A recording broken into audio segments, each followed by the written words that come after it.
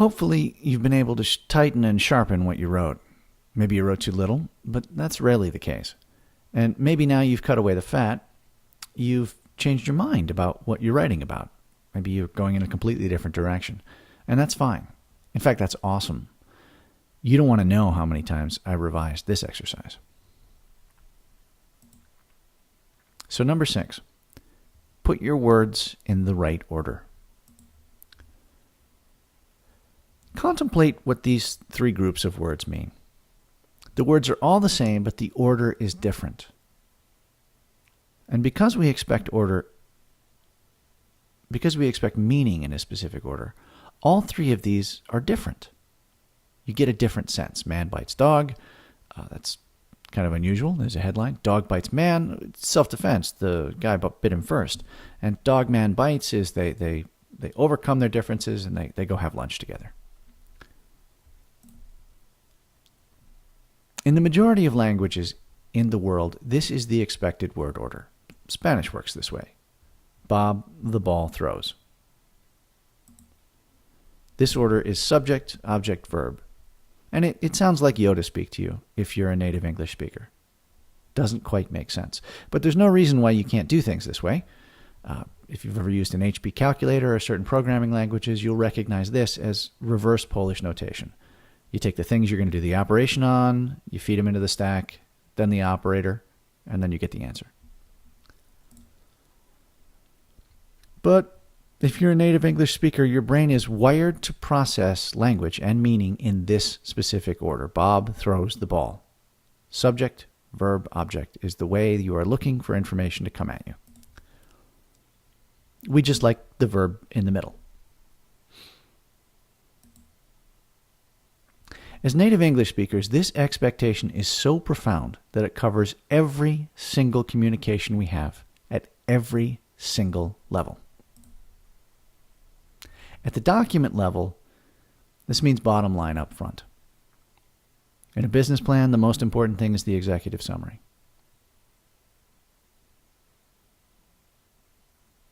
In journalism, the idea of writing in an inverted pyramid style, so if you bail out of the article halfway through, you've gotten the most important information up front. Shakespeare began all his plays by giving the audience the plot.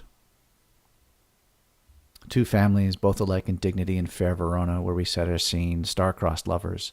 Literally, the guy should have walked out with a T-shirt that said plot spoiler on it. Walked out in front of the curtain and given that little speech.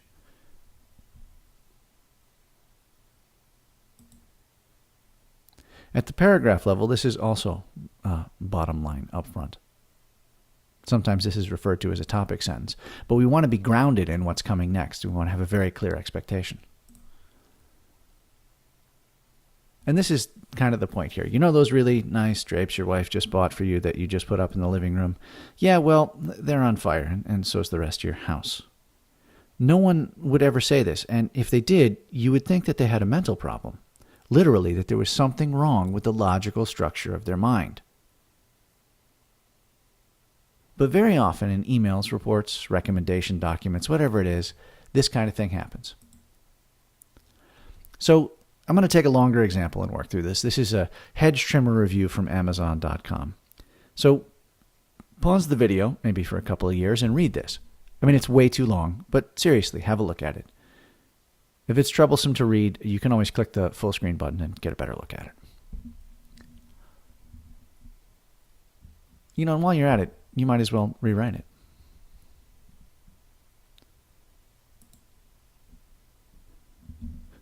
So all I've done here is reorder it to put the bottom line up front. And the most important fact is that he likes this trimmer. Note, he doesn't explicitly use the words, "this trimmer is awesome," in the first sentence, but that's certainly the takeaway.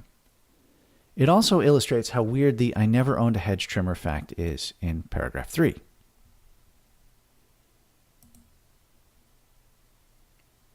So is this a fake review for Lowe's? This first sentence in red here, I'm not too sure why that's in there. Also, is the rest of it really needed? Do we lose anything important for the function of this review by getting rid of it? I'm going to compromise a little by leaving all the parts in but cutting some of the fat.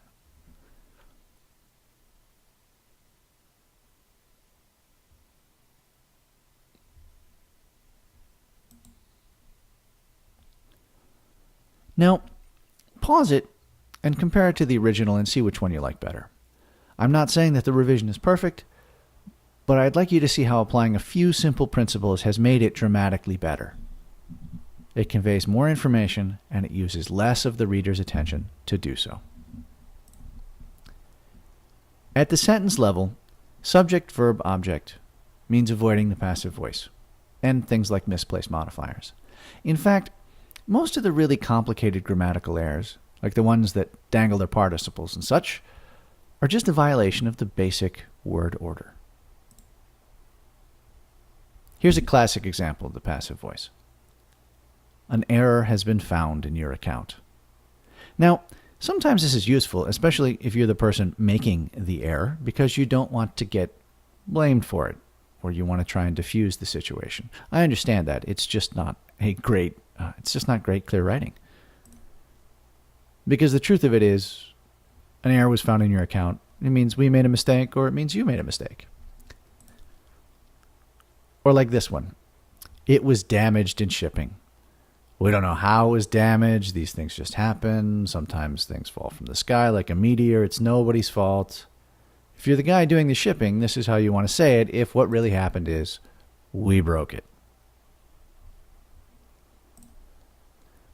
The problem with the passive voice is that it violates the subject-verb-object order. It uses the wrong order to conceal the truth. It's sneaky because the subject isn't really the subject.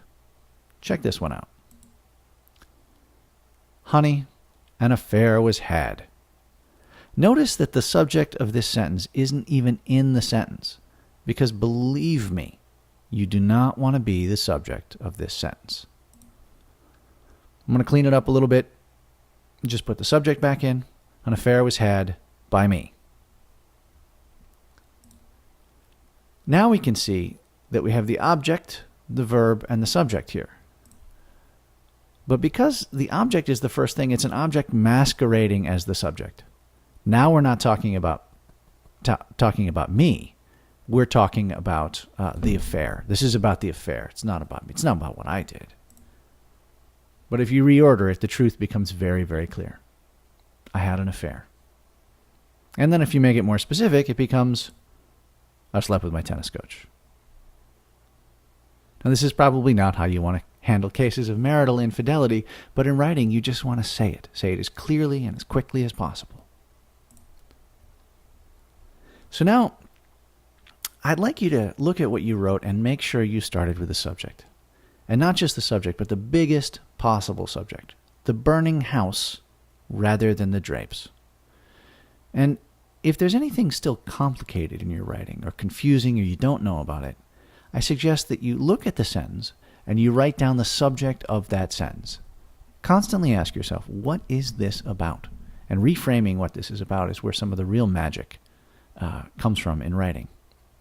And if it isn't about the right thing at the right time, then rewrite as you see fit. And of course, make sure you're not using the passive voice. And after you do that, if you give me your writing, I'll give you feedback. I promise I won't spam you. Spam is by definition unnecessary words and should be pretty clear right now that it's the opposite of everything I'm about. Why would I do this? Why would I take my time to do this? Well, it's because I believe that writing is a skill best learned through apprenticeship and only mastered by helping others. So it just makes sense for me to help others because I want to get better. Also, if you've come this far and you've put the work in, I'm happy to chip in a little time. So just use the form below.